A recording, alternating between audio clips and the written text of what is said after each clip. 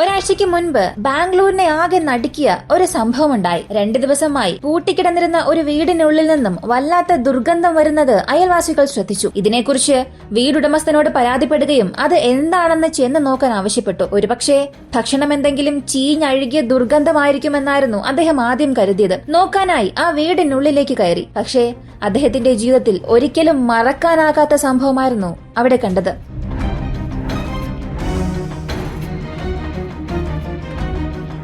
29 വയസ്സുള്ള മഹാലക്ഷ്മി എന്ന പെൺകുട്ടിയെ 30 കഷ്ണങ്ങളാക്കി ആ വീടിനുള്ളിലെ ഫ്രിഡ്ജിനുള്ളിൽ സൂക്ഷിച്ചിട്ടുണ്ടായിരുന്നു. ആ ഫ്രിഡ്ജിനുള്ളിലെ ഓരോ കമ്പാർട്ട്മെന്റിലും ശരീരത്തിന്റെ ഓരോ ഭാഗങ്ങൾ കണ്ടെത്തി. കർണാടകയെ മുഴുവനും ഞെട്ടിപ്പിച്ച ഈ ഒരു കേസിലെ 29 വയസ്സുള്ള മഹാലക്ഷ്മിക്ക് എന്താണ് സംഭവിച്ചത്? ഇത് ആരാണ് ചെയ്തത്?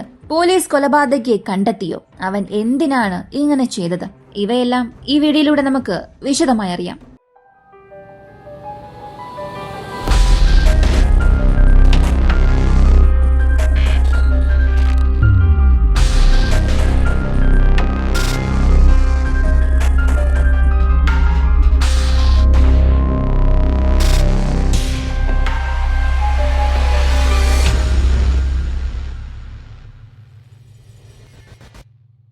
നേപ്പാളിൽ നിന്നുള്ള മീന ദമ്പതികൾ ജോലിക്കായി 35 വർഷം മുൻപ് ബാംഗ്ലൂരിലെത്തി. നെലമംഗലം എന്ന സ്ഥലത്ത് താമസിക്കുന്നവർക്ക് മൊത്തം 4 മക്കൾ ജനിച്ചു. അതിലെ രണ്ടാമത്തെ കുഞ്ഞാണ് ഇപ്പോ മരിച്ചുപോയ 29 വയസ്സുള്ള മഹാലക്ഷ്മി. അവർക്ക് ലക്ഷ്മി എന്ന ഒരു സഹോദരിയും ഉത്തം സിംഗ്, നരേഷ് എന്ന 2 സഹോദരന്മാരുമുണ്ട്. 2019 മഹാലക്ഷ്മിക്ക് 24 വയസ്സായപ്പോൾ ഹേമന്ദാസ് എന്നയാളുമായി വിവാഹം കഴിപ്പിച്ചു. അവർക്ക് 4 വയസ്സുള്ള ഒരു മകളുമുണ്ട്. മഹാലക്ഷ്മി മല്ലേശ്വരത്തെ ഒരു മാളിൽ ഡ്രസ് ഷോപ്പിൽ ടീം ലീഡറായി ജോലി ചെയ്യുകയാണ്. ഭർത്താവായ ഹേമന്ത് മൊബൈൽ ഷോപ്പിൽ ജോലി ചെയ്യുന്നു. എന്നാൽ ഭർത്താവിനൊപ്പം താമസിക്കാതെ അവൾ വേറിട്ട് ഒരു വാടക വീട്ടിലാണ് താമസിക്കുന്നത്. സെപ്റ്റംബർ മാസം 20-ാം തീയതി വെള്ളിയാഴ്ച ഞാൻ തുടക്കത്തിൽ പറഞ്ഞ കാര്യങ്ങൾ സംഭവിക്കാൻ തുടങ്ങി. മഹാലക്ഷ്മിയുടെ അയൽവാസികൾ അവളുടെ വീട്ടിൽ നിന്നും വല്ലാത്ത ദുർഗന്ധം വരുന്നത് ശ്രദ്ധിച്ചു. 2 ദിവസമായി ഇത് തുടർന്നതിനാൽ അവർ ഫ്ളാറ്റിന്റെ ഉടമയായ ജയരാജനെ വിളിച്ച് പരാതി പറഞ്ഞു. ആ വീടിനുള്ളിൽ നിന്നും ദുർഗന്ധം വരുന്നു, അതെന്താണെന്ന് അന്വേഷിക്കാൻ ആവശ്യപ്പെട്ടു. ഫ്ളാറ്റ് ഉടമയും ആ താഴത്തെ നിലയിലായിരുന്നു താമസിച്ചിരുന്നത്. അത് എന്ത് ദുർഗന്ധമാണ് എന്നറിയാനായി വീടിനടുത്തേക്ക് പോയി.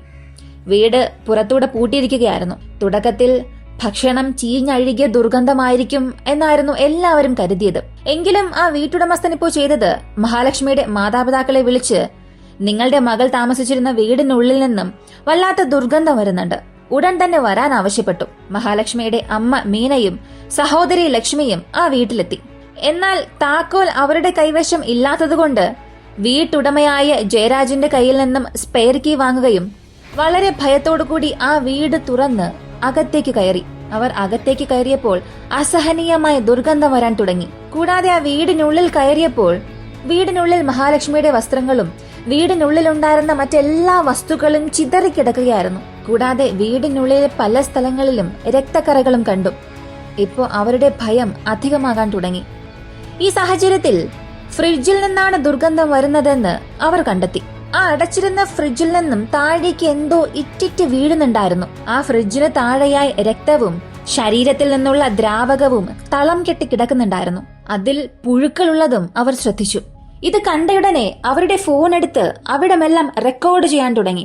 ആ റെക്കോർഡ് ചെയ്തുകൊണ്ട് തന്നെ ഫ്രിഡ്ജിനടുത്തേക്ക് ചെന്ന് വളരെ ഭയത്തോടും സംശയത്തോടും കൂടെ ആ ഫ്രിഡ്ജിന്റെ കതക് തുറന്നു നോക്കി. ഉടനെ തന്നെ ഭയന്ന് നിലവിളിക്കാൻ തുടങ്ങി.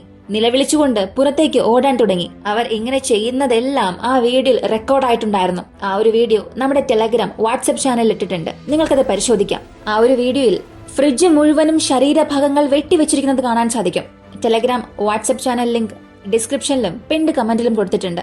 ഇങ്ങനെ ഭയന്ന് നിലവിളിച്ച് പുറത്തേക്ക് വന്നവർ ഉടൻ തന്നെ പോലീസിനെ വിവരം അറിയിച്ചു. ഏതാനും മിനിറ്റുകൾക്കുള്ളിൽ പോലീസും അവിടെ എത്തി. എന്നാൽ പോലീസിന് പോലും ആ ക്രൈം സീനിനുള്ളിലേക്ക് പ്രവേശിക്കാൻ സാധിച്ചില്ല. അത്രത്തോളം വല്ലാത്ത ദുർഗന്ധമായിരുന്നു. 2 മാസ്ക് ധരിച്ചുകൊണ്ട് അകത്തേക്ക് പോയ പോലീസുകാരിൽ ഒരു ഉദ്യോഗസ്ഥൻ ശ്വസിക്കാൻ സാധിക്കാതെ പുറത്തേക്ക് ഓടി വന്നു. മറ്റൊരു പോലീസുകാരൻ ആ ഫ്രിഡ്ജ് തുറന്നു നോക്കിയപ്പോൾ അതിൽ മനുഷ്യന്റെ ശരീരഭാഗങ്ങൾ പ്രത്യേകം വെട്ടിയെടുക്കുകയും അത് ആ ഫ്രിഡ്ജിന്റെ ഓരോ കമ്പാർട്ട്മെന്റിലുമായി സൂക്ഷിച്ചിരിക്കുന്നത് ശ്രദ്ധിച്ചു. തല മാത്രം വെട്ടിയെടുത്ത് പ്രത്യേകം ഫ്രിഡ്ജിന്റെ താഴെയുള്ള കമ്പാർട്ട്മെന്റിൽ വെച്ചിട്ടുണ്ട്. ഫ്രിഡ്ജ് മുഴുവനും പുഴുക്കൾ കൊണ്ട് നിറഞ്ഞിരുന്നു. ഏതാനും മിനിറ്റുകൾക്കുള്ളിൽ ഉയർന്ന റാങ്കിലുള്ള പോലീസ് ഉദ്യോഗസ്ഥർ സംഭവ സ്ഥലത്തേക്ക് വന്നു.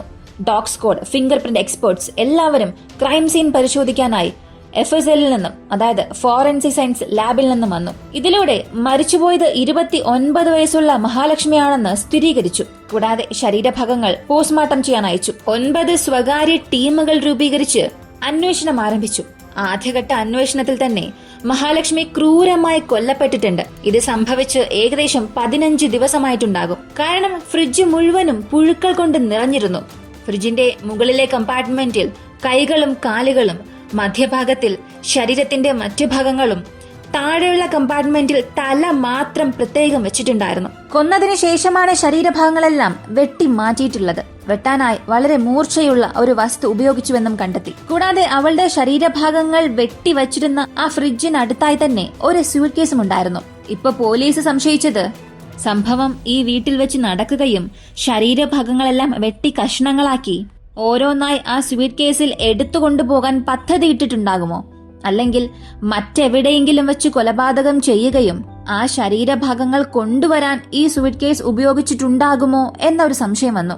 അതായത് കൊലപാതകം നടന്ന സ്ഥലം വീടാണോ അതോ മറ്റെവിടെയെങ്കിലും വെച്ചാണോ കൊന്ന് ഇവിടെ എടുത്തിട്ട് വന്നത് എന്ന രീതിയിലും പോലീസ് അന്വേഷിച്ചു. ഇതിൽ പോലീസിന്റെ ആദ്യ സംശയം മഹാലക്ഷ്മിയുടെ ഭർത്താവിലേക്ക് പോകാൻ തുടങ്ങി. അതേസമയം ഈ ഒരു വാർത്ത കേട്ട അദ്ദേഹവും സംഭവസ്ഥലത്തേക്ക് വന്നു. പോലീസ് അദ്ദേഹത്തോട് ചോദിച്ചപ്പോൾ അയാൾ പറഞ്ഞത് ഭാര്യയുമായി തനിക്ക് ചില തെറ്റിദ്ധാരണകൾ ഉണ്ടായിരുന്നു. അതിനാൽ കഴിഞ്ഞ 9 മാസമായി താൻ ഒറ്റയ്ക്കാണ് താമസിക്കുന്നത് എന്ന് പറഞ്ഞു. 2024 ഫെബ്രുവരി മാസം തന്റെ ഭർത്താവ് ശാരീരികമായി ഉപദ്രവിക്കുന്നുവെന്ന് മഹാലക്ഷ്മി പോലീസിൽ ഒരു പരാതി കൊടുത്തിരുന്നു. അതുപോലെ തന്നെ ഉത്തരാഖണ്ഡിൽ നിന്നുള്ള ഒരു ബാർബറുമായി മഹാലക്ഷ്മിക്ക് ബന്ധമുണ്ട് എന്നും ഒരു പരാതി അയാൾ നൽകിയിരുന്നു. അയാളുടെ പേര് അഷ്റഫ് ആണെന്നും ആ പരാതിയിൽ പറഞ്ഞിരുന്നു. അതിനെക്കുറിച്ച് പോലീസ് ഭർത്താവിനോട് ഇപ്പോ ചോദിച്ചപ്പോൾ കഴിഞ്ഞ ഏപ്രിൽ മാസം മുതലേ ഭാര്യയ്ക്കും ആ ബാർബറിനും ബന്ധമുണ്ടെന്ന കാര്യം എനിക്ക് മനസ്സിലായി. അന്നു മുതൽ ഞങ്ങൾക്കിടയിൽ ഒരുപാട് പ്രശ്നമുണ്ടായി. അതിനുശേഷം കഴിഞ്ഞ 9 മാസമായി ഞങ്ങൾ വേർപിരിഞ്ഞാണ് താമസിക്കുന്നത്. കഴിഞ്ഞ ഫെബ്രുവരിയിൽ ഞാൻ ഇത് സംബന്ധിച്ച് ഒരു പരാതി നൽകിയപ്പോൾ ബാംഗ്ലൂരിലേക്ക് വരരുത് എന്ന് പോലീസ് അഷ്റഫിന് മുന്നറിയിപ്പ് നൽകി. എന്നാൽ ഞങ്ങൾ വേർപിരിഞ്ഞ് താമസിക്കുമ്പോൾ എന്റെ ഭാര്യ അവനുമായി ഒരു സമ്പർക്കം പുലർത്തിയിരുന്നോ, അവൻ അവളെ കാണാൻ വന്നോ എന്നൊന്നും എനിക്കറിയില്ല. ഈ 9 മാസത്തിൽ ആദ്യ 4 മാസത്തിൽ എന്റെ മകൾ അവളുടെ കൂടെയായിരുന്നു. എന്നാൽ അതിനുശേഷം ഇന്നുവരെയും എന്റെ മകൾ എന്റെ കൂടെയുണ്ട്. ഈ സംഭവം നടക്കുന്നതിന് 20 അല്ലെങ്കിൽ 25 ദിവസം മുൻപ് മഹാലക്ഷ്മി ഞാൻ ജോലി ചെയ്യുന്ന കടയിൽ വന്ന് എന്നെ കണ്ടിട്ട് പോയതായും മാധ്യമങ്ങളോട് മഹാലക്ഷ്മിയുടെ ഭർത്താവ് പറഞ്ഞു. അതുപോലെ മഹാലക്ഷ്മിയുടെ വീട്ടുകാരോട് ഇതിനെക്കുറിച്ച് അന്വേഷിച്ചപ്പോൾ അവർ പറഞ്ഞത് കഴിഞ്ഞ ഫെബ്രുവരിയിൽ ഇരുവരും വഴക്കിട്ടപ്പോൾ ഞങ്ങൾ അവരെ ബോധ്യപ്പെടുത്താൻ ശ്രമിച്ചു. പക്ഷേ രണ്ടുപേരും ഒരുമിച്ച് ജീവിക്കാൻ തയ്യാറല്ല എന്ന് പറഞ്ഞു. അതുപോലെ സെപ്റ്റംബർ 4 മുതൽ ഞങ്ങൾക്ക് മഹാലക്ഷ്മിയെ കോണ്ടാക്ട് ചെയ്യാനേ സാധിച്ചില്ല. അതിനുശേഷം ആരും അവളെ കണ്ടിട്ടില്ല എന്നും പറഞ്ഞു. പോസ്റ്റ്മോർട്ടം ചെയ്യാൻ അയച്ച മഹാലക്ഷ്മിയുടെ ശരീരഭാഗങ്ങൾ നടപടിക്രമങ്ങൾക്ക് ശേഷം അവളുടെ കുടുംബത്തിന് നൽകി. അതേസമയം അവളുടെ അയൽവാസികൾ പറഞ്ഞത് അവളെ വീട്ടിൽ കാണുന്നത് അപൂർവമാണ്. മറ്റുള്ളവരോട് അധികമൊന്നും സംസാരിക്കാറില്ല. രാവിലെ 9:30 ജോലിക്ക് പോയാൽ പിന്നെ രാത്രി 10:30 മാത്രമേ തിരികെ എത്തുകയുള്ളൂ. കുറച്ചു ദിവസം മഹാലക്ഷ്മിയുടെ കൂടെ മറ്റാരോ താമസിച്ചിരുന്നു. എന്നാൽ അത് അവളുടെ സഹോദരനാണെന്ന് പിന്നീടാണ് ഞങ്ങൾക്ക് മനസ്സിലായത്. സത്യത്തിൽ അവൾ വിവാഹിതയാണ് എന്ന് പോലും ഞങ്ങൾക്ക് അറിയില്ലായിരുന്നു. ചില ദിവസങ്ങളിൽ ഒരു പുരുഷൻ അവളെ ബൈക്കിൽ ഡ്രോപ്പ് ചെയ്തിട്ട് പോകും. ബാംഗ്ലൂരിലെ പോലീസ് കമ്മീഷണർ പറഞ്ഞത് പ്രധാന പ്രതിയെ ഞങ്ങൾ കണ്ടെത്തി. അയാൾ മറ്റൊരു സംസ്ഥാനക്കാരനാണ്, ബാംഗ്ലൂരിൽ നിന്നുള്ളവനല്ല. തുടക്കമായതുകൊണ്ട് മറ്റ് യാതൊരുവിധ ഇൻഫർമേഷനും ഞങ്ങൾക്ക് നൽകാൻ കഴിയില്ല എന്ന് പറഞ്ഞു. കൂടാതെ പോലീസ് മഹാലക്ഷ്മി ജോലി ചെയ്യുന്ന ആ ഒരു മാളിൽ അന്വേഷണം നടത്തി. മഹാലക്ഷ്മി നിങ്ങളുടെ കമ്പനിയിലാണ് ജോലി ചെയ്യുന്നത്. നിങ്ങളുടെ ഒരു എംപ്ലോയി 20 ദിവസമായി ജോലിക്ക് വന്നില്ല എന്നുണ്ടെങ്കിൽ നിങ്ങൾ അത് അവരുടെ കുടുംബത്തിനെയോ പോലീസിനെയോ എന്തുകൊണ്ട് അറിയിച്ചില്ല, എന്തുകൊണ്ട് അവരെ ബന്ധപ്പെടാൻ ശ്രമിച്ചില്ല എന്ന രീതിയിലും പോലീസ് അന്വേഷിക്കാൻ തുടങ്ങി. കർണാടകയിലെ ആഭ്യന്തരമന്ത്രി ഇതിനെക്കുറിച്ച് പറഞ്ഞത് പോലീസിന് ധാരാളം തെളിവുകൾ ലഭിച്ചിട്ടുണ്ട്. പക്ഷെ അവർക്ക് ഇപ്പോൾ ഈ തെളിവുകളൊന്നും പുറത്തു പറയാൻ കഴിയില്ല. എത്രയും പെട്ടെന്ന് പ്രധാന പ്രതിയെ അറസ്റ്റ് ചെയ്ത് കസ്റ്റഡിയിലെടുക്കും എന്ന് പറഞ്ഞു. കൂടാതെ ഇത് ഒരാളാണോ ചെയ്തത്, ഒന്നിൽ കൂടുതൽ പേർ ഇതിൽ ഉണ്ടോ എന്നുള്ളതും അന്വേഷിക്കുന്നു എന്ന് പറഞ്ഞു. കൂടാതെ മഹാലക്ഷ്മിയുടെ mobile phone CDR call details record. ആ ഏരിയയിലുള്ള CCTV ദൃശ്യങ്ങളെല്ലാം പോലീസ് പരിശോധിച്ചുകൊണ്ടിരിക്കുകയാണ്. അപ്പോ 29 വയസ്സുള്ള മഹാലക്ഷ്മിയെ ആരാണ് കൊന്നത്, എന്തിനു വേണ്ടി കൊന്നു, എപ്പോ കൊന്നു, എന്തെല്ലാം പദ്ധതിയാണ് അവർ ചെയ്തത് എന്നുള്ള പല ചോദ്യങ്ങൾക്കുള്ള ഉത്തരം ഈ വീഡിയോയുടെ 2ാം ഭാഗത്തിൽ നമുക്ക് കാണാം.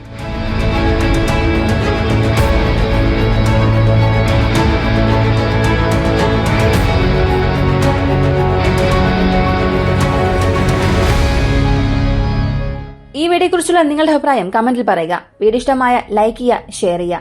നമ്മുടെ ചാനൽ ആദ്യമായി കാണുന്നവരാണെങ്കിൽ മറക്കാതെ സബ്സ്ക്രൈബ് ചെയ്ത് സപ്പോർട്ട് ചെയ്യുക. മറ്റൊരു വീഡിയോയുമായി വീണ്ടും കാണാം.